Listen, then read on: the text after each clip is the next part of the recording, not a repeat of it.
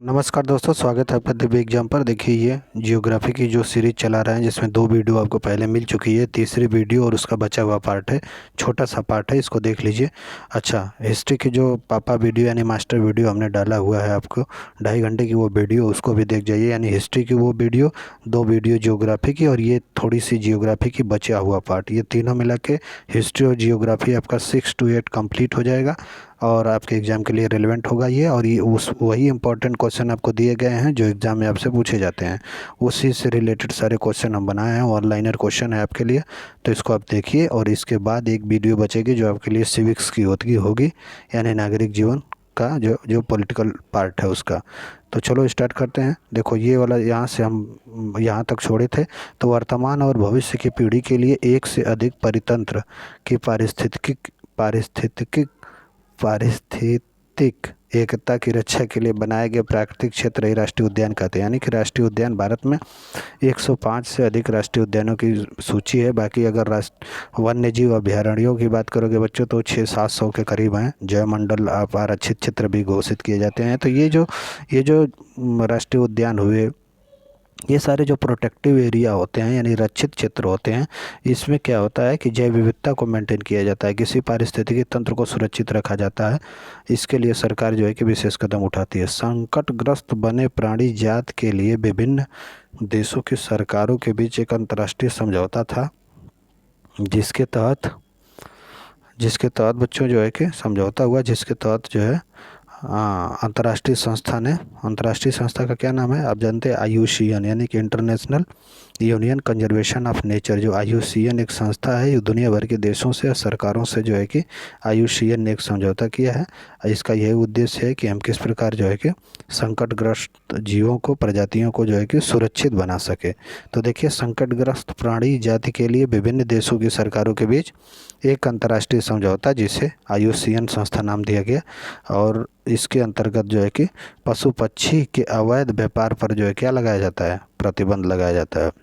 Next क्या question आपसे बन सकता है कि पृथ्वी की सतह के अंदर दबी शैल से खनिजों को बाहर निकालने की प्रक्रिया तो आपको खनन कहलाती है, यानी पृथ्वी की सतह के अंदर। ठीक है। अच्छा, जो कम गहराई पर स्थित खनिज होते हैं उसे ऊपर की केवल मिट्टी हटा के, स्तर को हटा कर निकाले जाते हैं, इसे विवरित खनन कहते हैं। हाँ, और गहन वेदन, जिन्हें कूपक कहते हैं, ये अधिक गहराई से खनिज निकाला जाता है। तो पृथ्वी के संसाधन, जो खनिज संसाधन है बच्चों पृथ्वी के अंदर समाये हुए हैं, उनको निकालने की 3 विधियां हैं। पहली विधि बताया खनन है, दूसरी विवरित खनन है, और तीसरी आपको लिए क्या बताई गई? गहन वेदन, जिसे कूपक भी कहते हैं। पेट्रोलियम और प्राकृतिक गैस जैसे जो आपके खनिज मिनरल्स हैं, खनिज पदार्थ हैं, खनिज तेल हैं, गैसेस इत्यादि, ये पृथ्वी के धरातल के बहुत नीचे पाए जाते हैं। इन्हें निकालने की प्रक्रिया जो है क्या कहलाती है? प्रवेदन कहलाती है। देखो, यहाँ निकालने की प्रक्रिया क्या कहलाती है? तो प्रवेदन कहलाती है।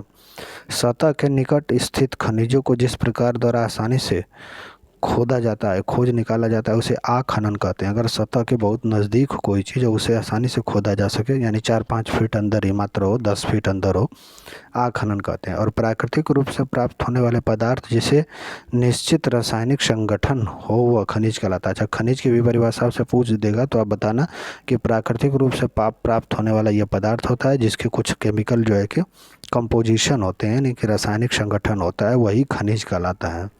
ठीक है। नेक्स्ट आप क्वेश्चन के रूप में देख लीजिए कि अधात्विक खनिज अवसादी शैल समूह में ही पाए जाते हैं, जैसे चूना पत्थर। वहीं खनिज ईंधन में क्या क्या होता है? कोयला होता है, पेट्रोल होता है, ये भी जो है कि खनिज ईंधन भी अधात्विक में ही पाए जाते हैं। अधात्विक खनिज 2 प्रकार के होते हैं, एक धात्विक, एक अधात्विक। तो धातु वाले में तो आप जानते हैं जो मेटल आते हैं दुनिया भर के, और धात्विक में जो है कि अवसादी शैलों में चूना पत्थर और कोयला, पेट्रोल इत्यादि सब पाए जाते हैं। अच्छा, पेट्रोल और इससे बने उत्पादों को काला सोना कहा जाता है क्योंकि ये बहुत अधिक मूल्यवान होते हैं। ज्वरीय ऊर्जा में देख लीजिए, क्वेश्चन बन सकता है कि ज्वरीय ऊर्जा, परमाणु ऊर्जा, भूतापी ऊर्जा, बायोगैस, ये सभी गैर परंपरागत स्वच्छ ऊर्जा के स्रोत हैं। परंपरागत ऊर्जा स्रोत उनको कहा जाता है जो परंपरा रूप से पिछले 100 सालों से यूज हो रहा है, जैसे कोयला, पेट्रोल, डीजल, केरोसिन, ये सब परंपरागत जो है कि ऊर्जा के साधन हैं। गैस ये बहुत आगे अभी फ़िलहाल 100-150 सालों से यूज हो रहा है, परंपरा में हमारे चला आ रहा है। गैर परंपरागत के जिसको अभी हम यूज नहीं कर पा रहे हैं, ना उतनी मात्रा में यूज है, ये स्वच्छ ऊर्जाएं होती हैं। स्वच्छ ऊर्जा का मतलब है कि पवन ऊर्जा आप जानते हैं, सौर ऊर्जा, भूतापीय ऊर्जा, ज्वारीय ऊर्जा, ये सब हैं। भारत के जम्मू कश्मीर हिमाचल में भूतापीय ऊर्जा का संयंत्र है। भूतापीय का मतलब पृथ्वी की कहीं से ऐसी दरार फटी हो जहाँ से टेम्परेचर निकलता हो, उसको भूतापीय ऊर्जा, उसको स्टोर करके हम इलेक्ट्रिसिटी में कन्वर्ट करते हैं। हिमाचल के मणिकरण और जम्मू के लद्दाख के पूगा घाटी में भूतापीय ऊर्जा के जो है कि संयंत्र हैं और सोर्स हैं। जैविक अपशिष्ट यानी कि मृत पौधों और जंतुओं के अवशेषों को तथा पशुओं के गोबर से, रसोई के अपशिष्टों से जो ईंधन में बदला जाता है उसी को बायोगैस कहते हैं। यानी बायोगैस में मृत पौधों या जंतुओं के अवशेष तथा गोबर का यूज करके जो हम गैस बनाते हैं, ईंधन तैयार करते हैं, उसे बायोगैस कहते हैं। विश्व में पहला ज्वारीय ऊर्जा स्टेशन अगर बात की जाए बच्चों तो फ्रांस में लगाया गया था, जबकि भारत के कच्छ की खाड़ी में विशाल संभावना है किसकी? ज्वारीय ऊर्जा की। ज्वारीय ऊर्जा का मतलब जो ज्वार और भाटा समुद्र के द्वारा आता है, उनकी लहरों के माध्यम से पानी तटवर्ती इलाकों में अंदर तक चढ़ जाता है, वहाँ पे टरबाइन लगा के हम जो है कि बिजली पैदा करने की जो क्षमता होती है उसको ज्वारीय ऊर्जा कहते हैं। विश्व में पहला जल विद्युत ऊर्जा उत्पन्न करने वाले देश कौन था? नॉर्वे था। अभ्रक का निक्षेप मुख्यतः झारखंड, बिहार और आंध्र प्रदेश में मिलता है। अभ्रक राजस्थान में भी है। भारत विश्व में अभ्रक का सबसे बड़ा उत्पादक और क्या है? निर्यातक देश है। नेक्स्ट देख लीजिए, सेरीकल्चर में रेशम कीट का पालन होता है। पीसी में मत्स्य का, वीटी में अंगूर की, हर्टी में सब्जी और फल उगाने का काम होता है। ठीक है, ये आप देख लेना, ये तो objective type static GK type है। जैविक कृषि में रासायनिक खाद की जगह जैविक खाद का प्रयोग होता है। अगर जैविक कृषि पूछा जाए क्या होती है तो वहाँ पे लिख देना कि रासायनिक खाद की जगह जैविक खाद का प्रयोग होता है। और खेती करने के उत्पादन लागत भी इसमें क्या होती है? कम होती है। किसानों की आय इसमें अधिक हो जाती है, क्योंकि वो जैविक रूप से उत्पादित होते हैं तो उसकी मार्केट में मांग बहुत अच्छी होती है, क्योंकि वो उसके खाने से किसी भी प्रकार की बीमारी नहीं होती है। अंतर्राष्ट्रीय बाजार में स्पर्धा यानी कि कंपटीशन करने में जैविक उत्पाद ज़्यादा सफल होते हैं। वनस्पत केमिकल यानी कि फर्टिलाइज़र यानी कि जो रासायनिक खाद होती है, और यूरिया और डीएपी जो आप देखते हैं वो रासायनिक खाद है, वो केमिकल है। हाँ, जैविक का मतलब है कि पेड़ पौधों, गोबर इत्यादि को सड़ा गला के जो खाद तैयार की जाती है। ध्यान रहे, फसलों का उत्पादन बढ़ाने के लिए कोई आनुवांशिक रूपांतरण नहीं किया जाता, इस बात को ध्यान रहे। अच्छा, गहन निर्वाह कृषि क्या होती है? गहन निर्वाह कृषि दरअसल ये परिवार की आवश्यकताओं को पूरा करने के लिए की जाती है। इसमें क्या होता है ना कि इसमें धान मुख्य फसल होती है। यह दक्षिण पूर्व एशिया और पूर्वी एशिया के मानसूनी क्षेत्रों में की जाने वाली फसल है। इसमें मक्का, गेहूं, दलहन, तिलहन शामिल है। इसमें खेत को एक भी मिनट जो है खाली नहीं छोड़ा जाता। एक फसल के बाद दूसरी, दूसरी के बाद तीसरी, कभी कभी क्या होता है कि एक ही फसल के साथ दो दो फसलें जो है कि उत्पादन की जाती हैं। गहन निर्वाह कृषि पारिवारिक आवश्यकताओं को पूरा करने के लिए होती है। आप जानते हैं क्या क्या शामिल होता है, हमने बता दिया, मक्का, गेहूं, तिलहन भी शामिल होता है। श्रम की इसमें ज़रूरत ज़्यादा होती है। खेत के जो भूखंड है काफ़ी छोटे छोटे होते हैं, कम खेत होता है, सारी चीज़ें बो के, हाँ, एक भी मिनट खेत को ना छोड़ना खाली गहन निर्वाह कृषि होती है। आदिम निर्वाह कृषि में क्या है कि स्थानांतरित कृषि, चलवासी पशु चारण भी शामिल है। ये भारी वर्षा वाले क्षेत्रों में होती है जहाँ वनस्पतियों का तुरंत जो है कि पुनर्जन्म हो सके। वहाँ जो है वनस्पतियों को काट छाँट के जो है खेती की जाती है। फिर जब उसकी उर्वरा शक्ति कमज़ोर हो जाती है तो फिर दोबारा उसके बगल में दूसरे जंगल को साफ करके खेती करने की प्रक्रिया चलती है। भारत के उत्तर पूर्वी भाग में प्रचलित है।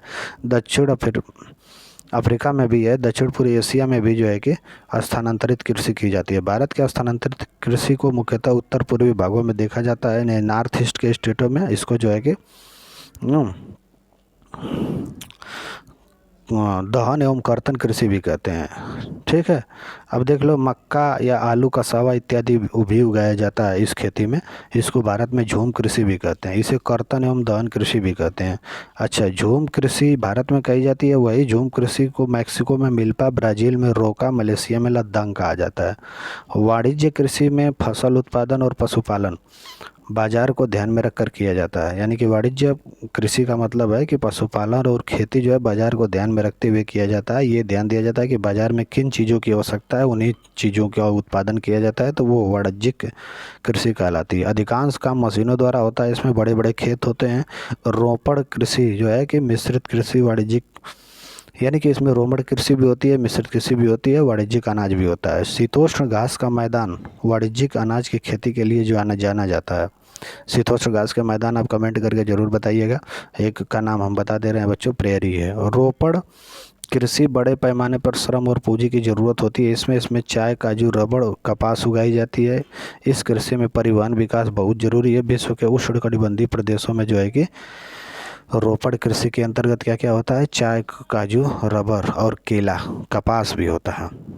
नेक्स्ट है क्या है कि कृषि जो है भोजन, चारे, फसल उगाने और पशुपालकों के लिए मिश्रित कृषि के अंतर्गत बताए। यानी कृषि, जिस कृषि में जो है कि पशुपालन और खेती, यानी कि गेहूँ धान के साथ साथ पशुपालन हो, उसको मिश्रित खेती कहते हैं।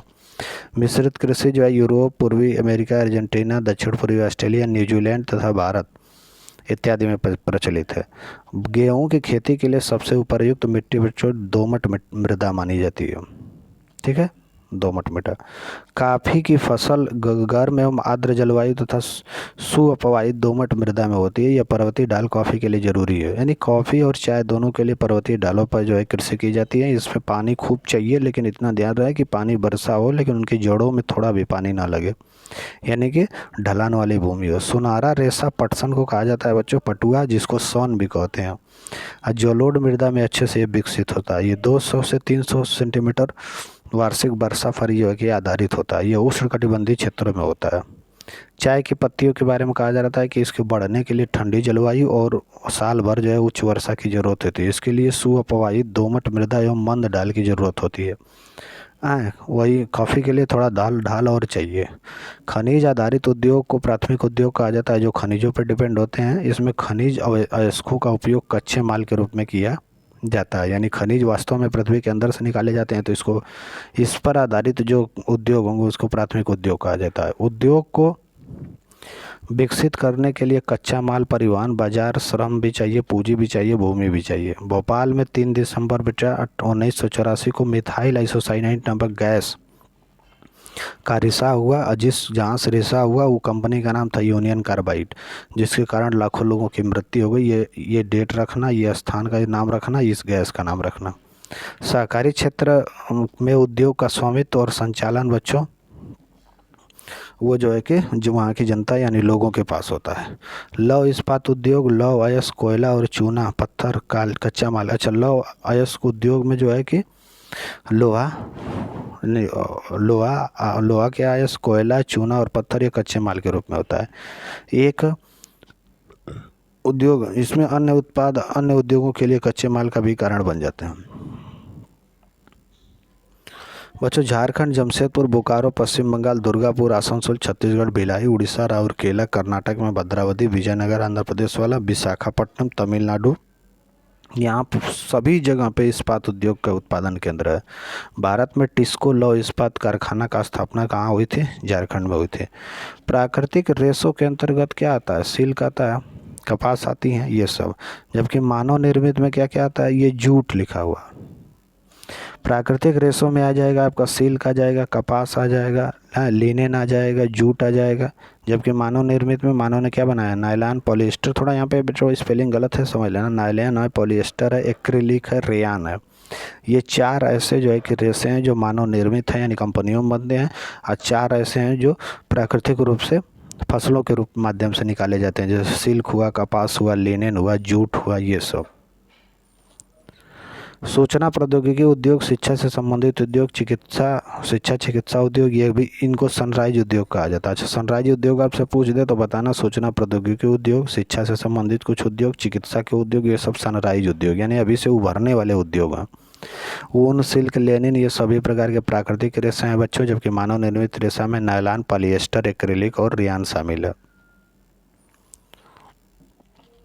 देश में प्रथम वस्त्र उद्योग 1818 में कोलकाता में खोला गया था बच्चों, जबकि पहली सफल आधुनिक वस्त्र मिल 1854 में मुंबई में स्थापित की गई। भारत का मैनचेस्टर अहमदाबाद को माना जाता है, जो गुजरात में स्थित है। मैनचेस्टर मतलब जहाँ कपड़ों का, सूती कपड़ों का उत्पादन होता है। साबरमती नदी के किनारे है। यहाँ आर्द्र जलवायु कटाई और बुनाई के लिए आदर्श है। जापान का मैनचेस्टर और ओसाका शहर, यहाँ पे जो है कि चारों ओर से विस्तृत मैदान है। सूती वस्त्रों के सूती वस्त्रों के मिलों के विकास के लिए बहुत इंपॉर्टेंट है। यहाँ कोष्ण जलवायु है, यहाँ कटाई बुनाई के लिए उपयुक्त है। यहाँ की यार्डो नदी जो है बच्चों, मिलों के लिए पर्याप्त पानी उपलब्ध। कौन सी मिल? वही सूती वस्त्र उद्योग मिल, उन मिलों के लिए पानी उपलब्ध करा देती है। ओसाका वस्त्र उद्योग आयातित कच्चों मालों के ऊपर निर्भर है, यानी कच्चा माल वो आयात करता है, वहाँ अपनी कंपनियों में बनाता है। यहाँ कपास जो है मिस्र, भारत, चीन और अमेरिका से आती है। बेंगलुरु दक्कन के पठार में बेंगलुरु स्थित है। इसका नाम सिलिकॉन पठार भी है। सिलिकॉन घाटी को सांता क्लारा घाटी भी कहते हैं। उत्तर अमेरिका में रॉकी पर्वतमाला के निकट का जो क्षेत्र है बच्चों, उसका जो है जलवायु शीतोष्ण है। अच्छा, जनसंख्या को वितरण करने वाले कारक यदि आपसे पूछ दे तो इसमें स्थलाकृतियाँ भी विशेष ध्यान रखती है। जहाँ की स्थलाकृतियाँ मैदानी रूप से होंगी, फर्टाइल होंगी, वहाँ जनसंख्या खूब ज़्यादा निवास करेंगी। तो स्थलाकृतियाँ भी निर्भर करती हैं। जहाँ पहाड़ पर्वत ना हो वहाँ पे ज़्यादा वहाँ पहाड़ पर्वतों वाले स्थानों पे कम जनसंख्या होगी, मैदानी वाले में ज़्यादा होगी। खनिज, मृदा और सांस्कृतिक कारक भी जो है कि जनसंख्या वितरण को प्रभावित करते हैं। किसी भी देश में जन्म दर और मृत्यु दर के बीच का जो अंतर है उसको जनसंख्या का प्राकृतिक वृद्धि दर कहते हैं। यानी कि 100 लोग पैदा हुए और मरने वालों की संख्या मान लो 40 हो गई उसी दिन, तो 60 इसकी क्या है? प्राकृतिक वृद्धि दर है। प्रवास के कारण बच्चों जनसंख्या के आकार में भी परिवर्तन होता है। लोग एक देश से दूसरे देशों में बीच आते जाते रहते हैं, इनको उत्प्रवासी कहते हैं। अच्छा, जो देश को छोड़ते हैं आप्रवासी लोग होते हैं, जो देश में आते हैं। अच्छा, जो हमारे देश में आते हैं उनको आप्रवासी कहते हैं। जो अपना देश छोड़ के जाते हैं उनको उत्प्रवासी कहा जाता है। बस इतना याद रखना। जनसंख्या पिरामिड में किसी देश की जनसंख्या जो है कि संगठन अध्ययन करने की एक विधि है, उसमें जनसंख्या पिरामिड में दिखाया जाता है। जनसंख्या पिरामिड में जिसे आयुलिंग पिरामिड भी कहते हैं, इसमें बच्चों की संख्या 15 से नीचे वाले श्रेणी में रखी जाती है। यानी कि बच्चों को माना जाता है, जो बच्चे 15 से नीचे उनको बच्चा माना जाता है, बाकी उसके ऊपर किशोर, वयस्क इत्यादि। यहाँ जन्म दर को दर्शाती है। ऊपर का आकार जो है कि बूढ़े लोगों को दिखाता है, मृतकों की संख्या को भी दर्शाता है। एक देश की जनसंख्या पिरामिड जिसमें जन्म दर और मृत्यु दर दोनों ऊंचा हो और आधार पर चौड़ा हो और ऊपर तीव्रता से पतला हो जाता हो। जैसे मान लो, जैसे ये जनसंख्या का पिरामिड बन गया बच्चों ने, तो यहाँ देखो इतना है बच्चों को जन्म लेने वालों की संख्या, फिर देखो धीरे धीरे कम होती गई। अब मरने वालों की संख्या यहाँ पे है, तो मरने वालों की संख्या बिल्कुल कम है, तो यहाँ प्राकृतिक वृद्धि दर ज़्यादा होगी। अगर जन्म लेने वाले 100 हैं, मरने वाले 10 हैं, तो प्राकृतिक वृद्धि दर कितना हो गया? 90। जितना डिफरेंस है, जैसे कुल मिला जुला के ये मरने वालों की संख्या 10 है, यहाँ जन्म लेने वालों की संख्या, तो ये प्राकृतिक वृद्धि दर मानी जाएगी। ठीक है, तो ऊपर पतला है, नीचे खूब चौड़ा है, तो प्राकृतिक वृद्धि दर ज़्यादा है। अगर ऊपर और नीचे दोनों समान है तो इक्वल है। अगर ऊपर जो है कि नीचे ज़्यादा है 100 है, ऊपर जो है 80 है, तो जन्म दर जो है कि 20 है।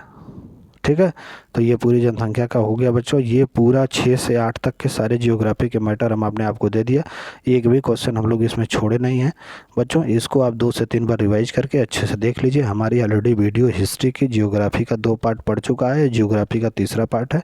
आपको ज़्यादा से ज़्यादा शेयर करना, लाइक करना ना भूलिए, और जो लोग चैनल पर नए हैं वो ज़रूर से ज़रूर सब्सक्राइब करें। Thank you so much.